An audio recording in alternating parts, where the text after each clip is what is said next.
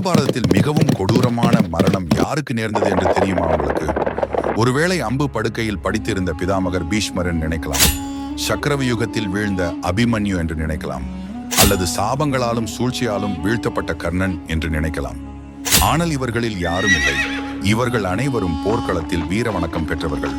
ஆனால் ஒரு வீரர் ஆயுதம் இல்லாமல் தன் வாழ்க்கையின் இறுதி கணத்தில் கோழைத்தனமாக சாக வேண்டிய சூழ்நிலையில் ஆளாக்கப்பட்டார்.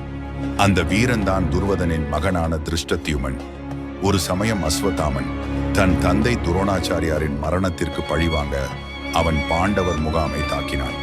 அப்போது துருவதனின் மகனான திருஷ்டத்யுமன் அங்கே உறங்கிக் கொண்டிருந்தார். அஸ்வத்தாமன் கோபமாக, என் தந்தையை நீ கொன்றாய் என்று கூறி வாளை திருஷ்டத்யுமன் மீது வீசினான்.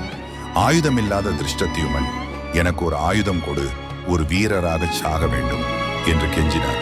ஆனால் அஸ்வத்தாமன், குருவை கொன்றதற்கு இது தண்டனை என்று கூறி ஆயுதமில்லாத திருஷ்டத்யுமனை தாக்கி கொன்றான். அந்த நொடியில் மகாபாரதத்தின் மிக கொடூரமான மரணம் நடந்தது. கண்கள் மூடிக்கொள்ளும் முன் வீரராக சாக வேண்டும் என்பதற்கான அவரது ஆசை நடக்காமல் போனது. போரில் தோல்வியும் வெற்றியும் ஒரு பக்கம், ஆனால் ஆயுதமில்லாத வீரனை கொல்வது கோபத்தின் கோர உருவம்தான்.